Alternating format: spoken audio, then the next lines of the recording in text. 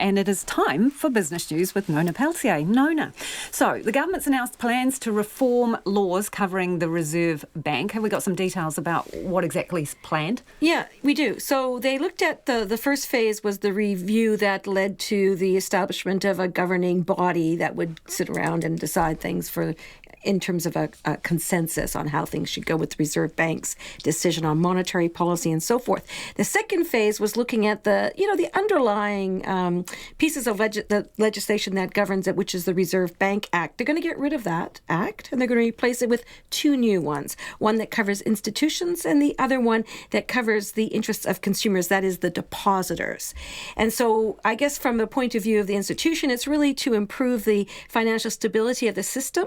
And what's more interesting is this new piece of legislation, which is about the depositors' protection. So once they decide on the third phase how it all becomes implemented, there'll be some insurance for minimum deposits of or maximum deposits of $50,000. So if your $50,000 goes down a sinkhole because a bank collapses or whatever, you'll be protected. Yes. So if you had more than $50,000 in the bank, if you're lucky enough to have that, you should spread your risk. So we'll encourage savers to potentially put their money into other financial lenders. And it's not just banks. This is going to cover any financial institution which allows you to deposit and save in some kind of an account. Now, the rules have not yet been worked out. That's going to be happening in the early next year when they go through the third phase. So all the details, how that's going to cover, say it's an insurance, so who's going to pay? Probably the consumers, because that's how it usually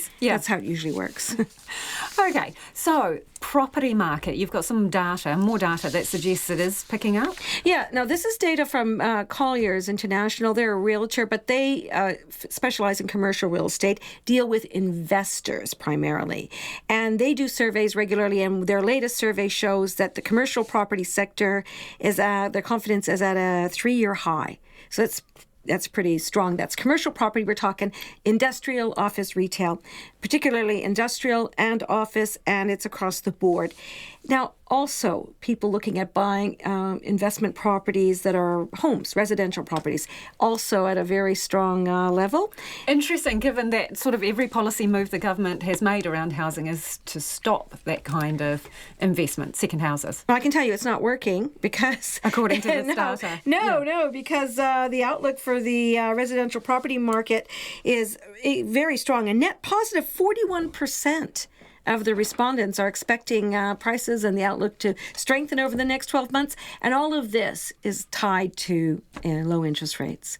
So as long as low interest rates are there, the investors are going to be looking to buy.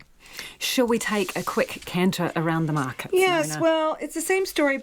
Very little change in terms of our dollar. But look, we'll start with the markets. So 0.6% rise, 69 points up to close at 11,330. That's pretty close to our record high. Now, the New Zealand dollar is buying at 65.6 US cents, 95.8 Australian, and you'll be interested in this, 50.1 British pence. And that's really because the hard Brexit exit is still on the table and the market doesn't really like that. Thanks, Nona. Nona Peltier with our business update.